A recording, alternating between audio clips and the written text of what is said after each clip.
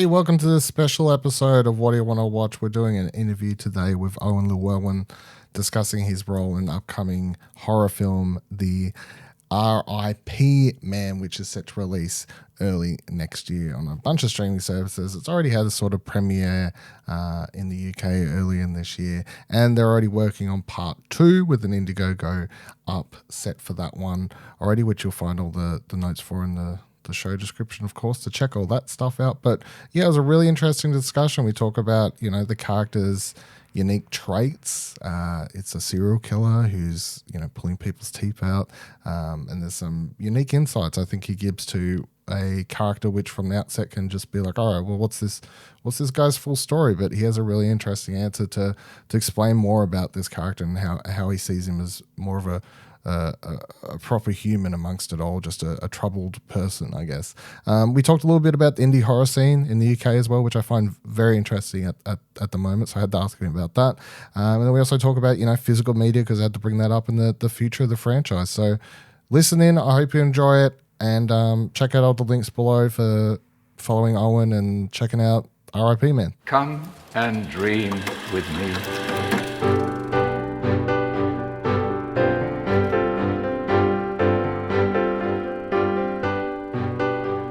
Yeah, so do you want to tell me a bit, I guess, the just about the R.I.P Man, like in your own words? Because obviously, I guess if you watch the trailer, if you read about it, it sort of just comes across as, oh, hey, here's a serial killer who's taking people's teeth. Like, what's your pitch on the film and the project? Yeah, so it's like a sort of psychological mystery thriller mixed with a slasher movie. So there's so a lot of it's got a lot of kind of drama a lot of it is like a mystery drama, while there is a classic sort of serial killer slasher villain on the loose. And this particular one has a oral dental condition called anodontia, where he has no teeth and it causes him immense pain, and he's had a rough upbringing and spent most of his time in a mental health facility until he escaped, and he is causing havoc on a particular group of friends with his own motives. And each time he kills them, he mutilates their mouth and takes a personal tooth to make his own set of teeth as his own smile to regain the one he never had. Well, I say regain, to gain the one he never had. It's definitely a unique setup purpose. Do you feel, going into the learning a bit more about the character, was there anything, I guess, that could ground it a bit more for yourself? Because it's quite a out there, I guess, killer, so. Yeah, I mean, he's obviously a real person. Not a real person, but he's a human being. He's not a supernatural entity. He's someone who's never spoken, so he's someone who's always had a detachment from the world. And I think the pain caused from the condition he's let consume him, and I think it's kind of given him always a detachment from being able to truly embrace the world around him. And I think it kind of detaches that compassion as well for other human beings, and he doesn't necessarily see other people with it reminds me it reminds me a bit, I guess, of not go straight to the classics, but I mean that's Michael Myers to me to a degree, just the separation from humanity and humans, I guess, very early, and the not really seeing them as humans from that point on. That's sort of how I view that character. So sounds pretty similar. Was there any inspirations like that you felt like either for yourself or writer director gave to you to? So Michael Myers is an interesting one, because I totally agree with you. I think he views the victims in a similar way to Michael Myers does, but that actually never I think the R.I.P. Man has a bit more of a sort of playful nature to him, in the sense that he's somewhat, especially enjoys the hunt for the teeth, and that he's a little less. What's the word? he's like Michael Myers is obviously all business, where the R.I.P. Man does actually take a little bit of pleasure in, especially the collection of the teeth, and there's things that make him smile, but yeah, I'd never made that. I'd never actually thought about the connection to Michael Myers' behaviour, which is actually very very right, I'd say. Reese, the writer, though, when I was given the role, he gave me two key points of reference for the character. He said Klaus Kinski's Nosferatu, which was one of the roles to study, and because that sort of movement and that kind of gliding towards his targets, and he wanted that sort of the essence of that character mixed with the Ripper from Last Action Hero, with those kind of visceral facial expressions that character gave. So those were his two key points of reference that I really tried to take on board for putting the character together. And that's a really interesting mix. Yeah, absolutely. But two great movies. So I definitely can see, like, I think from the second you view the like, if you look at the key art poster for the first time, I think the Nosferatu element sort of looms over that, with the R.I.P. Man, like, sort of just hanging over top of the poster. That looks very Nosferatu inspired to me.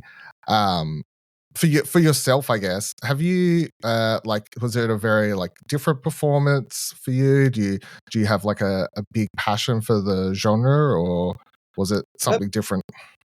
It was a different performance for me in the sense that I'd never played a character like that on film. I've always been a passionate horror fan. It's probably my main go-to genre. I mean, I like all genres of film, but I'd say horror is the one which I find it's like the easy watch in a weird way. Like it's the sort, because you don't have to focus too much to enjoy horror. And I get you. I tell people I watch horror movies for fun, like just for an easy watch, and some people who don't watch a lot will be like, "How? Like, what do you do?" Yeah, like if I have a stack of DVDs to get through, the horror ones are usually the first to come off of it because you don't have to apply your brain too much. You can sit back and they suck you in quite easily. Well, good horror does. But yeah, I've been a fan of the genre all my life, pretty much. Well, at least since I was 12 years old, I sort of got the main taste for it and been a big fan ever since. So it was quite a joy to be cast in a horror film, and to play the antagonist in it is great. How'd because I know a little bit, I guess, about the indie, is it indie? Indiegogo. Indiegogo. It's too many indie funding websites. Indiegogo funding and all these sorts of things. There was a short film before the feature, and you got plans for the second one, which we can touch on a little bit soon. But where did you come into the picture, and where did you who did someone reach out to you? Was there you're in a page where there was a casting call or something for it? How'd you get involved? I got cast because I knew Jamie, the director. I met him I met him for a friend, but I worked with him a couple of times on other films that he was acting in. And known him for quite a few years. And then through summer of last year, I just got quite a brief Facebook message from him where he sent me the original concept drawing for R.I.P. Man, which is the sort, you might have seen it. It's like it's like a drawing with him standing over some gravestones with the false teeth. And he sent me that, and just with the reply would you be interested in playing the title character in this film? And then here's the script. Sent me the script, and I had a quick flick through, and I knew I was probably going to take it because why wouldn't I? It's a great opportunity, and I love horror. So and pretty soon afterwards, we were filming the short, which is obviously the opening scene for the film. And at the time, I had no idea it was going to take off like this. I just thought it was something fun to be a part of. I didn't know if they were even going to use me for the feature film. If it was, I didn't know the concept, and then I had no idea of the plans at the time. And yeah, it's I didn't ever expect the buzz it got, and I've been really thankful for it. It's revitalized me a little bit in the acting world. So, yeah. So what's it? Yeah, what's it been like? I guess to you're talking about being revitalized, going to the the premiere and show the film and seeing people's reactions and stuff to it. Do you feel people have taken a real grab to this character, a rip to this character? No, I think people have it has resonated with some people, and I think it's an intriguing character, and it's also he's quite striking visually. There's quite a few sort of quirks to his look, which I think grabs people's attention. Like obviously the R.I.P mouth guard, like the spikes on the shoulders and boots. Like there's something quite sort of grabbing about the character that would suggest you're going to get this classic horror villain. And yeah, people have been full of compliments about the character. So hopefully, when the film comes out, it will resonate with people even more. So I think I was looking at pictures. I think were they handing out like R.I.P Man mouth guards at the screening or something, or did people just bring those? Or I don't know. I was looking at pictures and I swear I saw people like. oh no, I haven't seen R.I.P Man mouth guards. Yeah. In the premiere, they had in front of the screen like a lineup of the chattering teeth toys. Right. And, there was R.I.P Man goodie bags at the premiere where you'd have like a poster and they made some horror themed sweets. And yeah, it's they go into town with trying to promote it, which is really nice for indie horror. Like on such a low blow like we are, it's nice that Reese and Craig and everyone have like been doing their best to promote it. That's another thing I was going to sort of touch on. I do feel. Do you feel there's a sort of a real influx to, I think, indie horror, but also in particular in the UK? And to me, it sort of was a takeoff of the Pooverse films or the Pooniverse films, whatever the official names, which I really like. But I do feel like they have sort of injected that, like, because they were made for nothing until the sequel, I guess. But I do feel like, especially for UK indie horror, that do you feel like those films have some effect? Yeah, I mean, it is starting to boom. Obviously, like Disney losing their license for a lot of their characters, and the Pooh ones obviously becoming getting that cult following. I haven't seen them personally yet, but we've actually got a crossover from that whole thing. The Peter Pan movie. Martin Portlock, who plays the killer Peter Pan, is a cameo in our movie, the R.I.P Man. Which is So hopefully it is kind of creating a bit more of a British horror community. Yeah. I also think it's the R.I.P Man maybe has a nice little standout in the fact that slasher films aren't a big thing in the UK.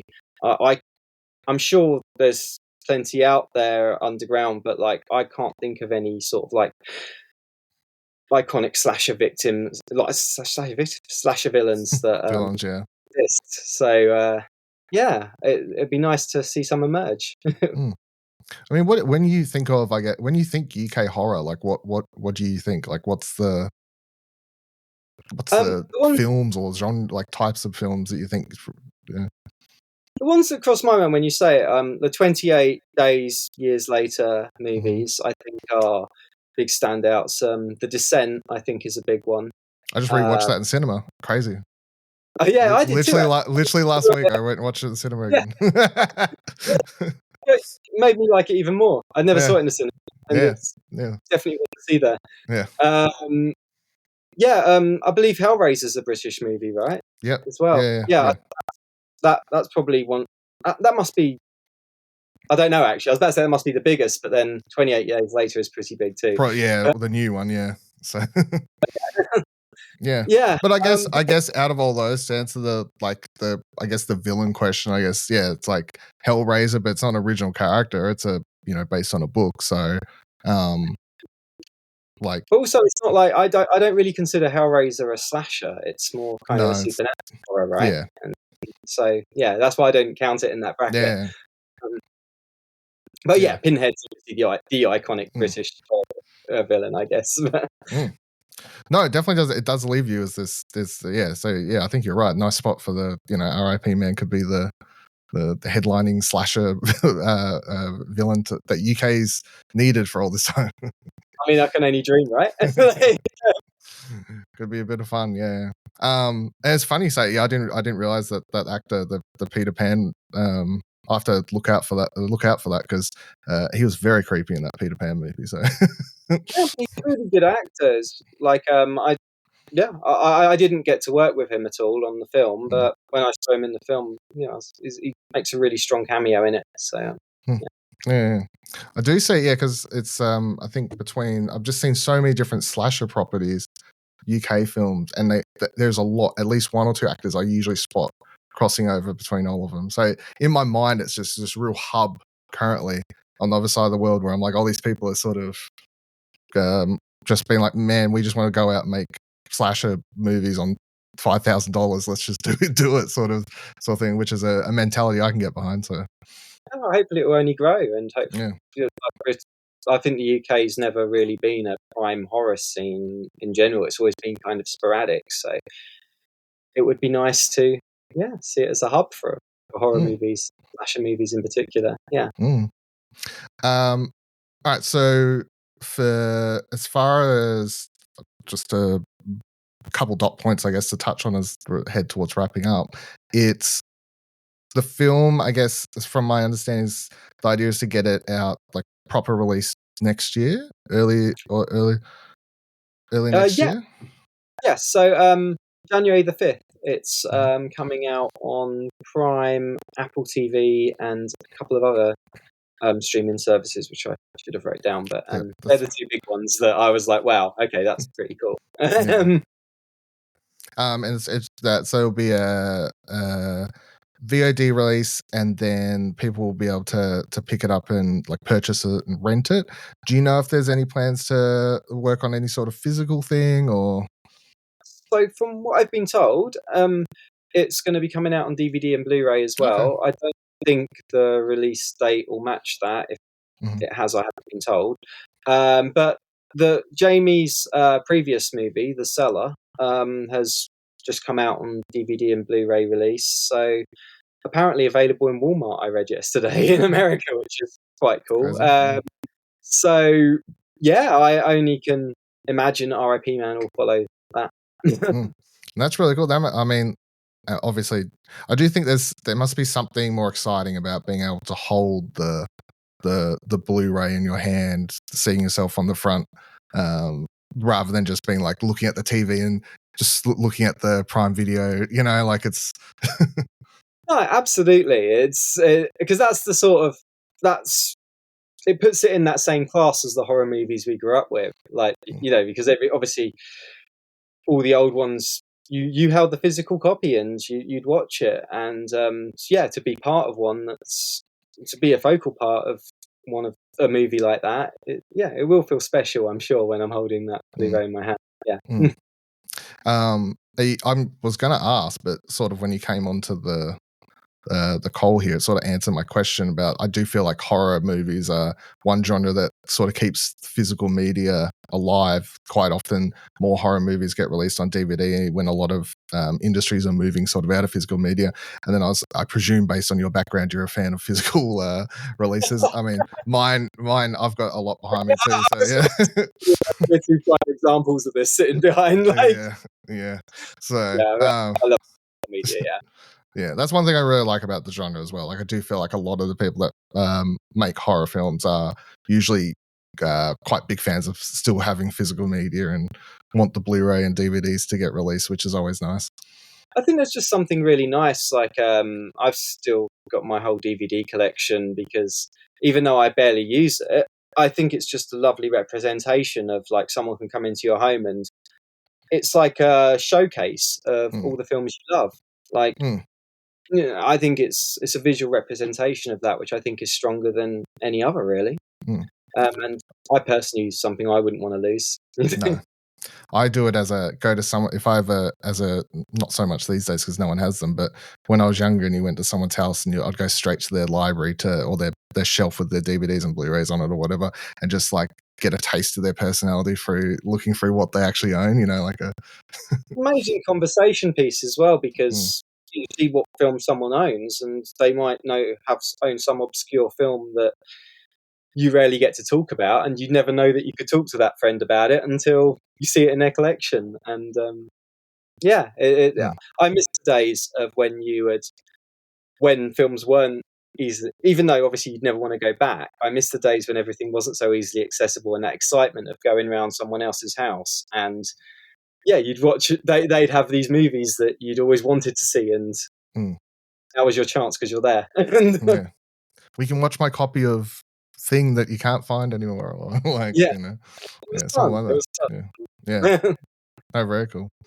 And then so R.I.P Man 2 has started collecting funding. Do you want to talk a bit about the process behind, you know, like at what stage was it like, let's try and do a second one, and you know what the long-term plans for the franchise is with the sequel? Yeah. So Reese had been like saying to me on the first day of filming, the filming that opening scene for the short. He was saying that he has ideas for a sequel as well if this goes well, and pretty much towards the end of the filming of the original R.I.P Man, he'd already confirmed that he was telling me various ideas, which I think some have changed since. But I yeah, him and Jamie, last I heard, are still currently writing the sequel. They put a synopsis up on IMDb saying about there's a new killer on the loose in the R.I.P Man 2.